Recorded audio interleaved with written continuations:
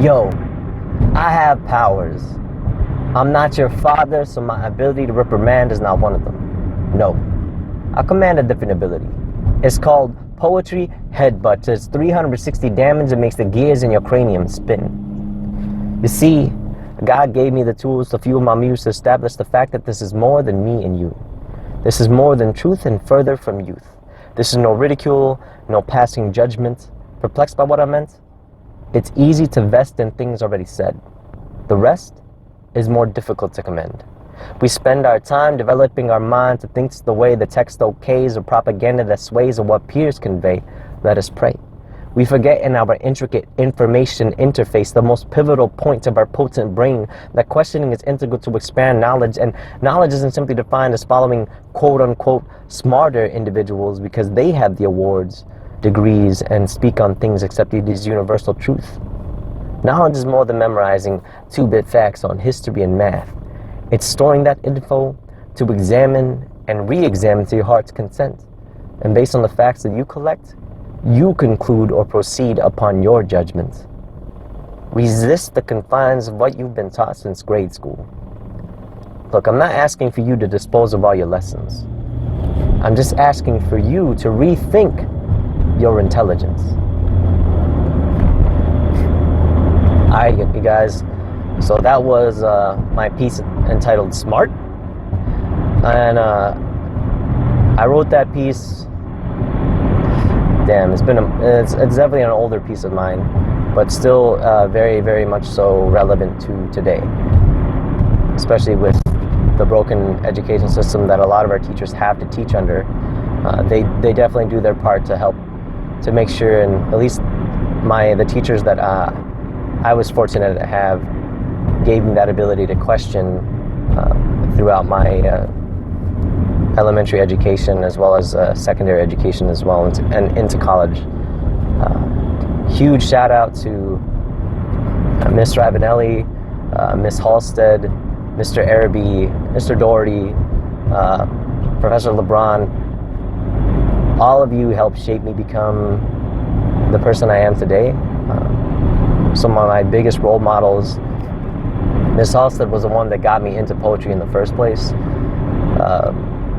Along with Mr. Ivanelli, both of them, I attribute much of my passion and development into the passion of writing poetry to them. So I have mad respect and much respect for both of those people. That being said, that poem, there's a little story behind that one. So I wrote that piece I wrote it for college students to hear. Obviously, high school students have benefit too, but I feel like, at least, I wrote it my freshman year of college. That's when I wrote that piece.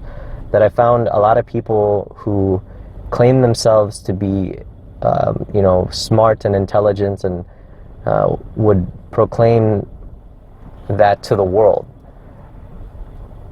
But being intelligent and being smart is more than just about knowing facts. And that's what I wanted to get across, especially in a world that likes to display those facts in whatever viewpoint is most advantageous to what they're trying to get across. So I wrote that piece with that in mind. The first time I ever performed it was at a poetry open mic in Colorado Springs. It was actually held by, I think, the local high school at the time. It was my first year in the military, I believe. And I went to perform this piece. So I did that piece. The crowd loved it. Like, that was, to this day, it's still one of the best venues I've ever been to. Maybe it's because just the crowd really, really enjoyed my pieces, but they were super engaging, and I had done so many poems on stage. I didn't want to leave because the crowd was just really feeling me, and I love a crowd that is like that.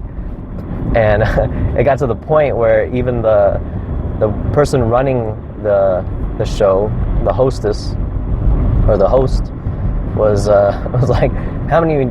Yeah, he actually asked me while I was on stage how many more I had left. He's like, don't get me wrong, we love you and you're awesome, but we have other people that signed up too that would like to go. And I'm like, I'm so sorry. And I was like, I'll do one more piece or something. So I did a couple.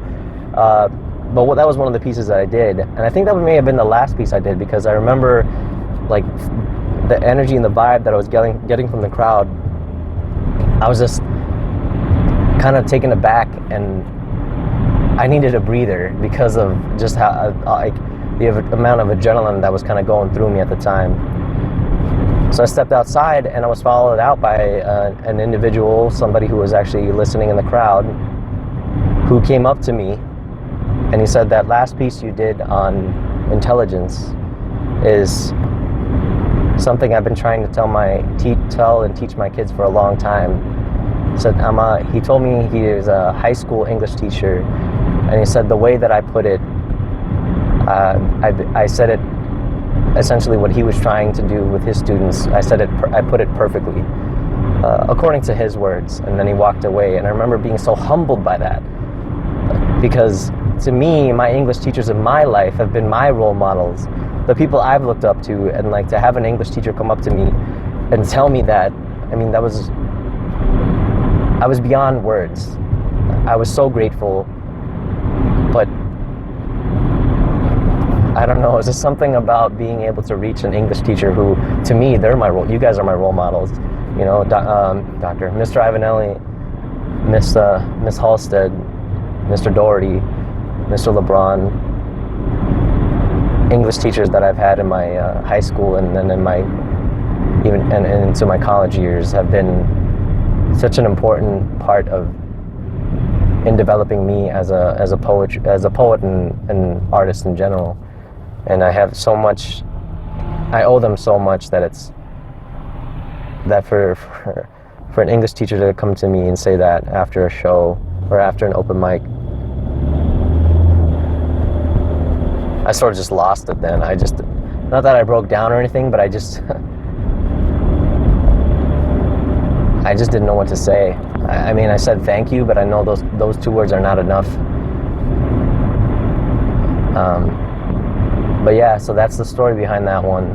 And once again, huge shout out to my English teachers from my past.